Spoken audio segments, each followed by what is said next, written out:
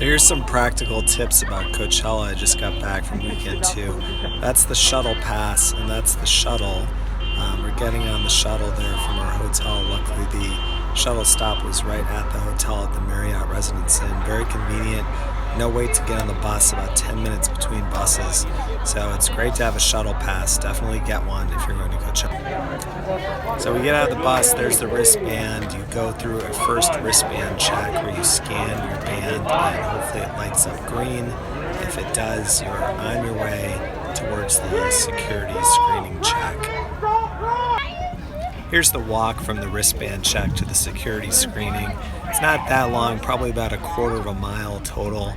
You're walking through this field here with other people. You can see on the side there's also like a little rickshaw driver that will drive you there. But it's fine to walk. It's a pretty short distance.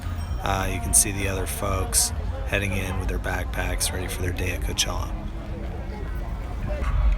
So next you're going to arrive here at the security screening. You can see there's a pretty short line out of all 3 days. I think our longest wait was about 10 minutes at the security screening. You go through, they check your bag. It's pretty perfunctory. There's a light pat down, but nothing too crazy. And once you're through, you are on into the festival. So you can see these people waiting here, getting ready for their security screening.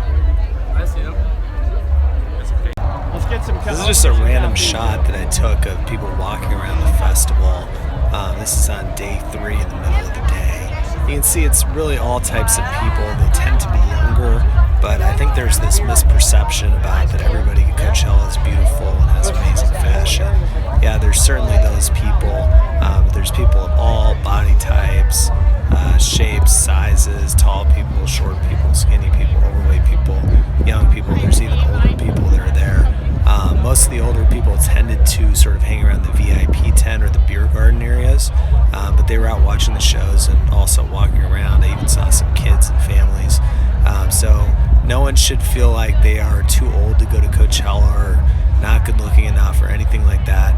It's a very inclusive place. It's just an awesome energy and vibe that goes around. And another thing you can see here is people wearing bandanas. That's to cover their face from the dirt that flies up. It's not a fashion thing. It's actually practical, so you don't get the Coachella cough at the festival or in the days afterwards. So I'd recommend that. Yeah, definitely use the bandana because you can see my voice is a little hoarse right now. 2 days back from the festival, and I still have that Coachella raspiness. So you definitely want to use that to keep out the toxins from the dust and stuff.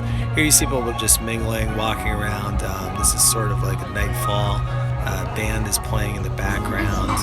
Creates a real nice energy. You see there the art installations in the background. People just kind of like dancing in the open. One thing you see at Coachella is people just walking around. They're sort of continually in transit from one stage to another. People do sit down, as you can see there, but mostly they are just walking. And there's actually not a lot of mingling, surprisingly, between people that don't know each other here. There's a bit, but the groups do kind of tend to stay together. People are walking around. They're not really hitting on each other. Didn't see a lot of hooking up. Didn't see a lot of PDA. It's more of just like a really like sweet like festival vibe. People dancing, people really friendly, but they're not.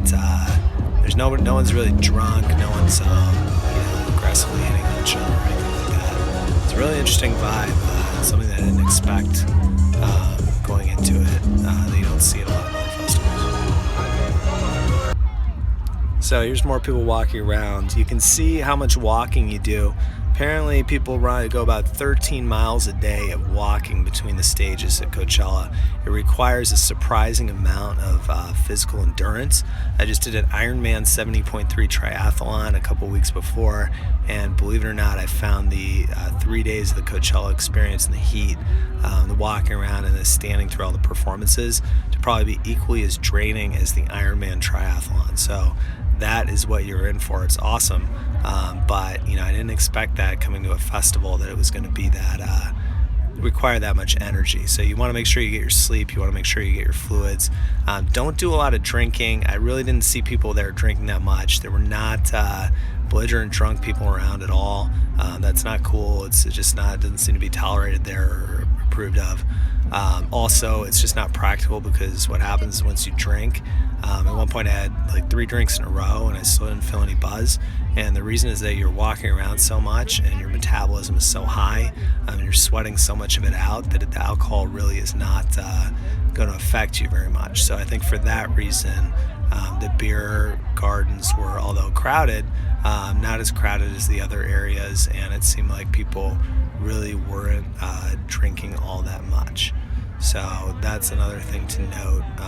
Going to the festival, don't waste your money on tons of alcohol, because it's really not worth it. You're not going to get much of a buzz out of it. So those are my thoughts on Coachella. I hope to upload something again soon, and hope you enjoyed this video.